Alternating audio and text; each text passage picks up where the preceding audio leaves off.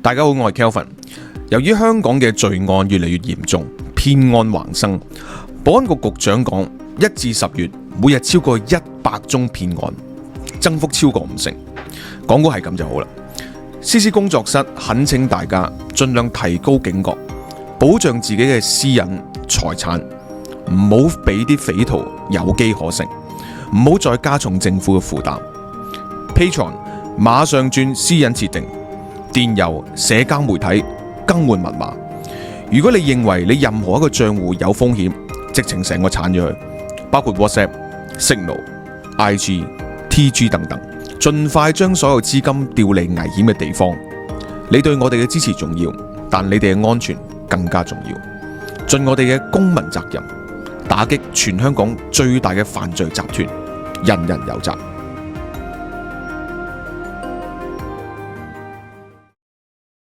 我始終覺得喺好冇希望嘅環境底下，你都唔能夠抌低希望呢兩個字。2019年，香港人經歷嘅係抗爭；2020年，香港人面對疫情、國安法，之後好多香港人開始移民，流散各地，搬屋、搬錢、搬人。香港人開始喺唔同嘅地方生活，而香港都可能再唔係我哋以前嘅香港。不過香港人從來都係生存遊戲嘅專家。睇下最後邊個冧先咯。阿媽話屋企人喺邊，邊度就係屋企。咁我會想講，唔使分咩海外同埋在地，只要係講香港人嘅聲音，嗰個就係香港人嘅網台。我係 Kelvin，你收睇緊嘅係 CC 新聞。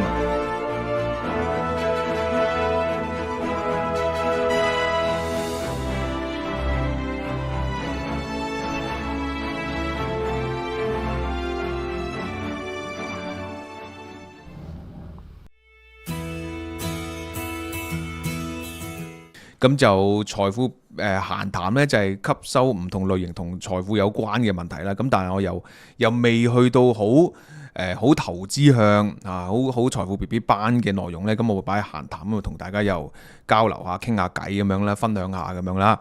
咁啊就如果大家有興趣嘅啊，想知道即係更加多我哋財富 BB 班裏邊啲關於理財投資嘅內容嘅話咧，咁啊當然係好希望歡迎你加入啦。咁有任何問題而難嘅話咧，或者有任何嘢想問嘅話咧，都係歡迎你 email 俾我哋嘅。wealth@ccstudio 一個字嘅 ccstudio.media 咁樣。咁啊話說咧，就有位私網友啊咁啊都係老友記啦咁樣。咁啊就問咗個問題。咁問完問題之後咧，佢就覺得哎呀呢個問題好似會唔會怕嘥你時間咧咁樣？絕對唔好咁諗，我非常中意呢啲問題。其實係一個好問題嚟嘅，不過即係又你唔問咧，我又真係冇諗過，係呢啲真係問題，其實都係好值得講嘅咁樣。咁對某啲人嚟講，可能係好新手啊，好 BB 班啊咁樣。咁但係總有人係由零開始，或者係由啱啱開始，或者就算你可能你識嘅，你買過嘅，你都想知多少少咁樣噶嘛。咁所以呢，問問題第一原則，千祈唔好覺得係咪太 BB， 係咪太新手。OK， 可能第二啲場合、第二啲頻道你會怕醜，呢個頻道絕對唔使怕醜，有任何問題即係絕對歡迎問咁樣。嗱，咁呢位網友咧就問啦，其實 ETF 係咩嚟嘅咧？咁樣啊，幾好啊呢個問題係嘛？好，ETF 係咩嚟嘅咧？咁樣嗱，呢個網站都幾好，我就會將嘅呢個 Mr. Market 啊，市場先生呢個網站都幾好，咁我就會將條 link 咧，我會擺翻去嗰個Patreon 下邊嗰度啦。咁你有興趣，你可以睇多，即係你可以上面你有好多資料嘅，好多關於 ETF 嘅資訊喺度咁樣。好啦，首先係咩嚟嘅咧？咁樣 ETF 啊，叫 Exchange Trade Fund 係咁樣。咁就嗱，先講咩係 fund 先嚇，因為佢係屬於一種 fund 啊嘛，只不過係可以 exchange 到 trade 嘅 fund。fund 咧就即係基金，一個基金咧就係佢集一嚿錢去作出投資，就係咁啦。你可以咁樣諗法，以往嘅基金哇好神秘，好高門檻，即係唔係普通人都入唔到去。咁個基金咧就話我投資啲乜，咁我咧就揾啲有錢佬或者你就每人要俾一嚿大嘅錢我，因為我好勁，我好叻咁樣，咁我咧就會幫你投資啦，我就係基金經理啦咁樣。咁但係咧就有個問題啦，嗱，如果我全部要揾有錢佬，喂，咁有錢佬都有限數啊，咁樣，我有冇辦法可以更加多嘅普通投資者都能夠投資落我呢個基金嗰度呢？咁樣，於是呢，就誕生咗呢個叫所謂嘅 ETF，能夠喺交易所都可以買賣基金啦。交易所即係你上市，唔係即係譬如你喺美股或者譬如港交所、紐約交易所、納指，即係有 number， 即係好夠，即係再 layman 少少，你可以打個 number， 你 search 到嗰個股票嚇，咁呢就係佢喺交易所嗰度上市啦。平時大家喺交易所買股票嘅，係咪？就譬如我買 Apple， 我買 Nvidia， 我買 Google 咁樣，咁佢呢啲係已經係交易所上咗市嘅股票。咁有啲基金呢，亦都可以擺喺交易所嘅。以前香港呢，如果講嗱，雖然我呢個頻道呢係主力係集中係講海外嘅股票嘅嚇，咁我哋係唔會講即係我哋唔會喺用投資角度講呢個 A 股 H 股嘅。咁你有興趣，即係你有興趣你可以再問啊。咁如果你冇乜特別興趣嘅話呢，我就咁講就算數啦。即係我哋就唔會特別講 AH 股嘅。OK，咁但係好多朋友可能會理解理解港股先啦，話晒咁可能大家好多都係喺香港出世生活咁樣。咁如果香港最早能夠接觸到理解到我哋熟悉喺港股度上市嘅基金呢，咪盈富基金咯，係嘛？咪2800咯，盈富基金啦，跟住惠理基金啦 ，OK， 仲有嚟緊跟住嗰啲嘅領展啦。OK， 咁佢係信託基金嚟嘅咁樣，咁呢啲都係喺交易所上市嘅基金嚟嘅咁樣。好啦，嗱，大致上理解就咁啦，就係話佢喺交易所度上市咁樣。咁個價格點樣計法呢？個資產點樣計法呢？股票係點樣計法嘅呢？股票就係一間公司裏邊佢個資產淨值，即係譬如佢資產減去負債值幾多錢啦？譬如佢值100萬，咁佢有幾多股啊？佢100萬股。哦，咁佢理論上一股咪值1蚊咯，咁但係可能市場覺得，喂，佢值10蚊喎，咁樣咁咪買佢啦。嗱，就係咁樣啫。股公司淨值除翻股數，咁咪一股值幾多錢咯？基金 ETF 一樣嘅 ，ETF 就係個基金嘅淨值係幾多，所以有樣嘢叫佢 NAV。咁個 NAV 咧除翻有幾多股數咧，就係佢每股嘅值嘅幾多錢啦，就係咁樣啦。好啦，約莫有個基本概念咧，咁就要下一個問題啦。咁買咩呢？咁樣嗱，基金呢，通常就係佢可能會買一啲你比較難買啲嘅嘢，因為買股票咁你自己買都得啦，係咪？咁你使乜要經過基金去再買呢？咁樣咁即係話呢，基金或者基金又好 ETF 又好呢，都係買啲可能你平時普通投資者呢難買嘢，即係唔係一般股票嘢啦。咁係啲乜嘢呢？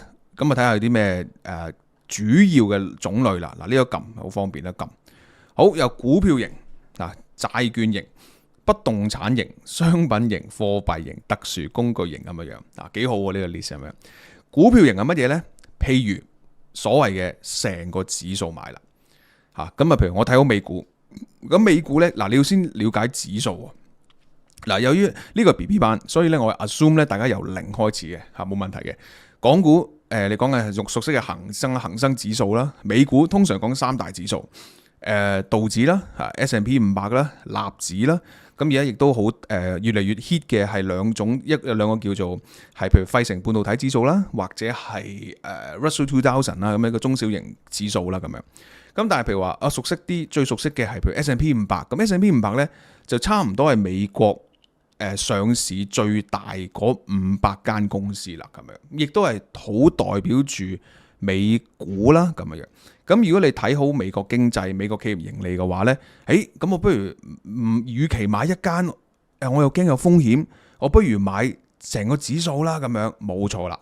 呢個亦都係一個好 common、好 general， 而 turn out 可能係會跑贏好多炒出炒入嘅一種做法，就係投資美股指數。咁但係你冇所謂，你點樣能夠買一個指數呢？係咪？你冇可能咁多隻全部都買晒咁樣噶嘛？所以咧就有啲叫衍生工具，譬如買期貨，所謂嘅期指啦，即係指數啦，買期貨。但係期貨係槓桿嚟嘅，咁我又覺得風險好高。咁所以咧 ETF 咧就係話佢有個基金，佢就跟住個指數咧買晒呢500隻，跟個指數個比例買晒，然後將佢剁上去，就擺上市就俾你買啦。咁所以咧你買一個指數嘅 ETF 咧，等於你買成個指數嘅某一個，當然一個好細嘅百分比啦咁樣。咁譬如你畫面見到呢個所謂譬如 SPY 啊 VOO 咧，其實呢啲都係美股 ETF 嚟嘅。點解咁多嘅？因為有唔同公司出，有啲大啲，有啲細啲，有啲出名嘅咁樣。咁唔同公司咧，佢都會出啲基金，呢啲咪以指數基金，因為好受歡迎嘅。咁有啲無論係長線基金啊，甚至有啲可能係退休基金啊，甚至啲長線投資者啊，係咪？甚至巴菲特都買過好多指數基金噶。巴菲特股神係咪？股神梗係直接買啲最勁嘅股票啦。股神都買指數 ETF。以往呢，好多人會覺得呢，我自己識揀股票嘅，係咪？咁我不如自己買啦，就唔係好中意買指數 ETF。但後尾咧，發覺因為指數 ETF 咧真係有佢好處。第一，手續費低啲；第二，避開咗啲個別公司嘅風險，係嘛？同埋作為一個配搭咯，冇人叫你買晒咁樣噶嘛。你可以我買一個指數 ETF，起碼我唔會跑輸大市先，然後我再加其他啲，我覺得會再勁啲嘅股票都得噶嘛，係嘛？因為美股勝在你去買一股都得嘅。咁你指數 ETF 可能講你幾廿蚊美金咁樣，咁你竟然能夠買咗成個美股啦。嗱，呢個呢就係股票型嚇。咁好啦，亦都有啲，譬如有啲國家嘅股票你真係買唔到。譬如我好睇好日本 ETF 嘅，日本股市嘅，咁我去買日本嘅 ETF 啦，係咪？甚至再撩楞啲嘅越南啊、泰國啊咁撩楞法國啊、德國，因為呢有間指數公司就叫 MSCI。嗱，我以前做過 MSCI 嘅，不過我就唔係做指數嗰 part，我做佢 risk management 嗰 part 咁樣。咁 MSCI 咧就出好多指數，你哋聽過啲咩大摩指數嘅咁樣，咁佢每一個國家都有出嘅，咁所以咧有啲公司咧就會就住呢個 MSCI 指數咧，咁所以點解其實題外話點解 MSCI 會賺咁多錢咧？因為你用佢指數咧，你要買佢嘅 license 嘅。你話點解我唔直接，佢出啲咩？佢出咩指數，我跟住佢買咪得咯？我使乜俾錢佢啊？咁你唔知佢中間揸幾多啊嘛？你唔知佢點樣計買邊隻啊嘛，你就要知道佢嘅比例啊嘛，所以你又要俾錢佢，咁你就可以出一個基金，我個基金咧就 track on 佢呢個指數，然後就上市嚇，所以咧呢個股票型咧你可以區域啦，係咪先？我話我中意，我要買亞洲區，我要買歐洲區，咁又得嚇。好啦，單一國家、單一地區亦都得嘅嚇，單一地區咧。就大小，通常你又好少好細嘅，唔通我淨係買加州咁啊？咁啊少啲嘅應該就嗱，單一產業呢啲就好重要，呢啲就好重要啦。譬如話我睇好軍工股咁樣，喂，咁我又唔想淨係買一兩隻喎，係咪？Lockheed Martin 啊，呢個仲有咩雷神啊，係咪先？或者係 Palantir 啊？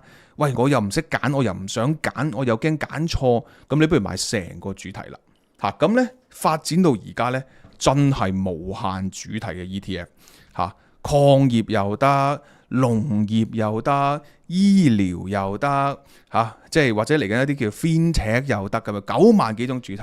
OK， 風格咧呢個我哋唔好講咁複雜啦。嗱，所以咧股票型 ETF 就係佢都係賣股票嘅，不過有就住唔同嘅主題。好啦，下一個債券型嘅，喂，買債券好似好勁咁樣喎，好難喎，或者要買個好多喎，普通好難入手喎。除咗 ETF 出現之外咧，買債券咧就真係輕而易舉啦，係咪？以往嘅真係可能要大戶啊、大客啊，咁你開個 private bank 啊，同你喺美國度買國債啊，講緊係25萬美金啊、50萬美金啊，而家1000蚊美金都仲得。唔係，對唔住，呢個唔關 ETF 事嘅，因為而家債券零售化咧，你真係可以直接買美債1000蚊嘅。嗱，咁如果有興趣嘅話咧，真係值得收。即係我哋有個債券 BB 班，OK， 我哋財富 BB 班咧係分拆咗好多唔同 category 嘅。咁你可以買債券 BB 班，你可以買揀股 BB 班，有 AI BB 班。咁你一個財富 BB 班咧就包羅萬有啦。OK， 其實最抵嘅方法咧，你就裝一下。然後聽晒所有嘢咁樣嚇，咁然後你再考慮仲裝唔裝落去咁樣都仲得咁樣嘅。在我哋個 Patreon 咧係好容易，你想 unsubscribe 就 unsubscribe 噶啦，唔使拎刀嚟劈嘅，唔使通知我，亦都唔使拍，唔好意思嚇。subscribe 完之後咧，我唔啱聽我，咁你都係蝕1個月啫咁樣嚇。OK， 好啦，講翻債券型 ETF 咧，就係個基金幫你買債券，然後咧就喺上市，咁所以你買嗰個債券 ETF 咧。變相你係買咗債券嘅，佢照舊派翻息俾你嚇。咁所以呢，如果你對債券有啲認識嘅話呢，債券係分長中短噶嘛。有放心，犀利，1至3個月嘅債券 ETF 又有，1至3年嘅 ETF 又有，5至7年又有，係咪？好多人中意嘅20年以上嘅 TLT 又有，所以唔同長度嘅債券又有，公司債券又有，唔同國家嘅債就比較稀有啲，因為大部分呢最活躍嘅債市呢，同埋有債，即係都係講美債嘅嚇。咁所以美國政府債券 ETF 啦，美國公司企業嘅 ETF 啦，係咪？所以可能大家聽過 High Yield Bond 等等啦咁樣。咁呢個呢都係可以買債券 ETF 嘅。好啦，不動產嗱呢個值得講啦。不動產咧嗱呢個就好日式嘅，係咪好日式講法？因為呢個網站係台灣嘅，咁啊台灣就源自日本，所以佢都叫不動產，就唔係叫做香港係叫做咩話？香港叫做房地產咁上下啦，房地產啦。不動產咧其實即係話個產係唔喐嘅。OK，呢個唔重要。好啦。咁咩叫我哋叫做投資物業啦，係咪容易啲理解啲啦？物業點樣投資物業啊？對於香港人嚟講，咪買樓咯咁樣嚇。咁但係咧，呢個世界有好多種投資物業嘅方法嘅。譬如我買一個基金，呢個基金佢專門係投資商鋪嘅，咁又得。呢個基金佢專門投資喺寫字樓嘅，咁又得。呢個基金專門係投資喺酒店嘅，咁又得嗱。所以有好多唔同類型嘅物業嘅ETF 嘅，有啲係 risk 咧，同埋 ETF 嗱，大部分比較少呢個有嘅都唔係冇嘅，比較少基金咧，我就真係我嚟炒樓咁樣，咁咪比較少啲嚇。咁有好多係咩咧？就係佢愛嚟收租，然後將個租金撥翻俾你，咁呢就叫信託，變咗信託基金啦。OK，咁啊，譬如大家熟悉嘅領展啊，或者係嗰隻宏乜鬼，以前係李嘉誠又出過一隻啦，置富又出過一隻啦，咁上下啦 OK 咁樣。咁所以咧，如果嗰啲 risk 嘅話咧，即係信託基金啊，愛嚟收租嘅話咧，其實等於你變相一個包租公嚇，你就買咗一個 ETF，佢就愛嚟幫你收租，就咁樣都得嘅嚇，所以。呢個不動產即係我當物業嘅 ETF 咧，其實好值得大家咧，尤其是中意物業嘅香港人投資物業，仲係咪淨係得買樓咧？其實唔係嘅，咁我都講過，我自己買咗一個日本嘅ETF 咧 ，REITs 咧，佢係啲地方係租俾酒店嘅，咁所以佢嘅租金回報係非常之穩定。而我係睇好房地日本嘅酒店業、旅遊業，因為 yen 平啊嘛。係咪？咁所以咧，嗰個表現其實都非常非常之好啊！咁所以我好建議大家去接觸一下呢個物業嘅 ETF 啦，係咪？咁然後就發覺你要投資物業咧，其實真係好多選擇嘅嚇，即係唔係一定要買樓咁樣嘅。OK，即係你話要自住嗱，自住另一樣嘢，自住還自住就投資還投資嚇，投資就好多種唔同嘅渠道咁樣。咁譬如話你但係咧講真 ETF 咧就都係美國為。不過都係主要都係美國多嘅嚇，即係美國嘅美國。如果你講同物業相關嘅 risk 咧，我諗都成過千，好似都過千隻嚇。咁啊好多俾大家揀啦咁樣。咁呢個咧就係我哋投資物業啦，個 ETF 商品嘅嚇。咁啊嗱，商品大家如果要投資商品點買咧嚇？譬如呢排黃金創新高啦，買嚿金咯咁樣。我第一買嚿金，哇都唔簡單喎，同埋喂好似買嚿金擺屋企又好似唔係好安全喎，又重喎，係嘛？其實唔係好重嘅，你買1兩5兩嗰啲。咁但係譬如我好多嘅咁樣，我唔通真係買好多金咩咁樣？咁就有金嘅 ETF 啦，就係嗰個基金咧係會同你投資落個商品嗰度嘅。咁佢可以真係買實金嗱，呢個世界有實金嘅 ETF 啦，係嘛？咁可能佢會買金嘅期貨又得咁樣，咁但係有得揀嘅，咁我都會可能會想揀實金 ETF 啦。咁呢個個人選擇啦。嗱，金你都算係容易啲買，好多其他商品就難啲。譬如話銅嘅 ETF 啊、白銀 ETF 啊、巴金 ETF 啊。嗱，呢個講金屬啫喎，農產品咧，農產品都係商品嚟㗎。我中意睇好小麥嘅，係咪？我睇好大豆嘅。嚇，好多嘅柴米油鹽醬醋茶基本上都有。OK， 一個係主題式嘅，淨係貴金屬又得，係咪？或者羅傑斯之前嗰個所謂商品大王嚇，佢有個羅傑斯指數嘅，咁我就買晒成個指數，亦都得。嚇，咁所以咧，你如果對於商品有概念個有投資嘅諗法嘅話咧，亦都可以透過商品型嘅 ETF 啦。好，貨幣型嗱，貨幣 ETF 就比較少啲嘅，就比較少啲，因為如果你係炒 currency 嘅話咧，通常我係直接係做即係叫做直接做外匯咁樣啦嚇，咁啊好少買，比較少啲咯嚇，因為咧其實講真，你嗰個我哋睇嗰啲譬如貨幣轉即係哇好似升升跌跌咧。其實個百分比唔高嘅，其實喐一兩個 percent 左右嘅啫，好多時候都係咁樣嘅嚇，所以其實好多時候唔喐嘅，除非你槓桿嚇，咁你要真係要賺錢炒啲咧，就唔會用 ETF 去炒 currency 嘅，咁所以咧，咁呢個不如唔好講啦。嗱，特殊工具咧近排係多咗好多嘅，咩叫特殊工具咧？就係佢會用衍生工具，譬如話2倍槓桿啊、3倍槓桿啊、對賭啊 ，OK， 甚至咧係多咗好多嘅 option strategy 嘅咁樣，咁呢個我就。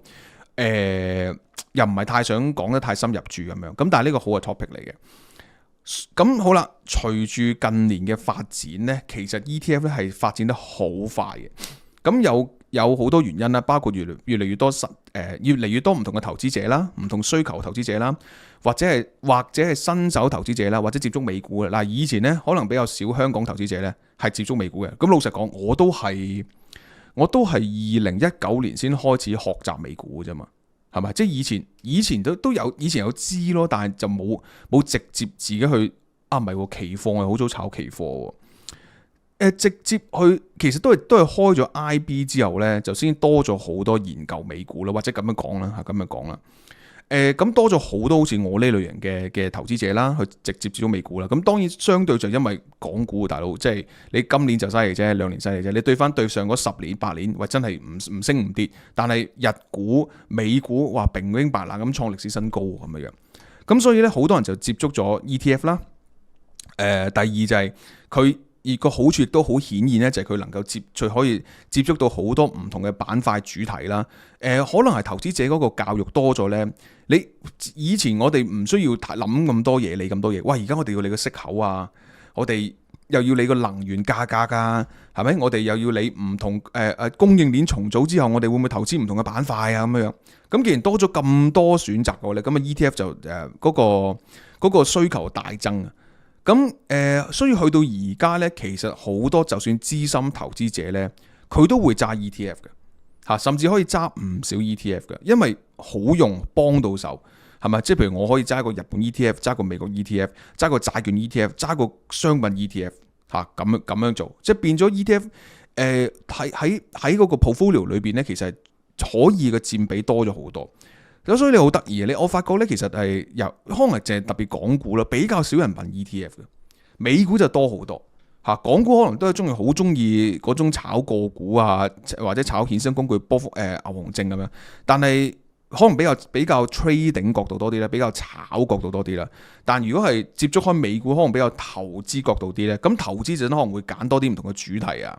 會揀債券啊咁樣，揀債券啊，會揀商品啊，係咪？會揀唔同板塊主題啊咁樣。咁所以而家 ETF 係一個好值得大家去研究學習啦咁樣。咁我係當然係用 IB 係差唔多能夠買晒全世界所有股票咁滯噶啦。OK， 我 IB 係冇廣告嘅，我都希望有嚇，人哋好多都有，我冇，即係真係失策，即係失策咁樣。咁其實所有賣美股嘅平台其實都理論上都買到 ETF 噶啦，即係 IB 又得。呢個 First Trade 又得咁樣，咁但係 IB 佢可以買埋海外 ETF 嘅，譬如我係有買日本自己上市嘅 ETF 嚟嘅咁樣嚇，咁啊講住咁多先啦，再講多一樣深少少嘅，呢個咁樣嘅特殊工具型，其實我而家都揸住咧，就係點樣咧？佢係用一啲加啲 option strategy 嘅，譬如話嗱呢個如果唔識 option 咧，可能有啲拗頭嘅，譬如話佢係買一個資產佢 sell call。買咗資產 sell call， 咁咧就可以增加佢個回報啦。有啲咧佢 hedge 咗嘅，譬如話佢買正股，然後 buy 個 put。咁咧如果股價跌嘅話咧，佢就有個少少 protection 咁樣。咁但係如果你唔明 option 咧，就可能會有少少複雜啲。咁有咩好處咧？就係話 option 善用呢個工具咧，其實係能夠控制你嘅風險，或者叫做你可以擴大你嘅風險㗎。你可以賭大啲，係咪？你可以賭大啲又得，你可以賭細啲又得咁嘅嘢。咁但係如果你自己操作 option 嘅問題呢，第一就係手續費啦，第二你自己要跟住，你未必有咁多時間啦，第三可能你要計錯比例啦，譬如幾多正股跟幾多 option 啊咁樣。但如果呢啲加咗 option 嘅 ETF 呢，咁多俾你揀嘅話呢，你就可以用佢，即係佢去幫你去控制風險嚇，佢去幫你執行嗰個政策。譬如話你 option 佢要每月 roll over 嘅咁樣等等咁樣。咁我都揸好幾隻嘅呢啲option 嘅 ETF 嚇，或者 option strategy ETF 嘅原因就係咩呢？就係佢能夠變相有一個高嘅現金流嚇，佢每月派息咁樣。咁呢個就好幫到我去執行我而家嘅資產配置啦嚇咁樣。咁如果大家即係呢集出街，我就會擺星期五啦。咁我前日應該出咗集補給堂呢，就同大家分享我而家資產配置方法，我稱之為魚菜共生投資法，係呢個 aquaponics investing。OK， 咁啊呢係個重點就係要有高現金流嚇咁啊，另外就令到我可以月供係一啲嘅高增長嘅資產咁樣咯。咁啊有興趣當然就歡迎大家加入呢個財富 BB 班啦。好嗱，咁所以呢 ETF 就係咁啦。大約講咗佢係乜嘢啦，佢有啲咩嘅主題啦，咁你買就直接去交易所嗰度買啦，咁一股都買到嘅咁樣。咁我好建議呢個亦都係我成日做嘅嘢，就係話，當你有興趣買一隻股票或者一個主題嘅話呢，你直接 search 佢嗰啲咩 ETF， 而家好易 search 啊嘛，你有 Google 都 search 做嘅，譬如你 search 譬如係 search 呢個軍工 ETF 咁樣，咁佢都彈俾你噶啦，係咪 Google 即刻彈俾你？咁你呢，就入去呢個 ETF 嘅嗰個網站。每一個發行商出一個交易所上得市嘅 ETF 咧，一定有佢網站資料嘅。咁你就睇下佢呢個 ETF，譬如基本資料啦，或者最重要就係佢揸啲乜嘢 holdings 啦。嚇，咁你就可以睇到，原來佢揸呢啲嘅咁樣。咁你可以睇下啱唔啱你心水。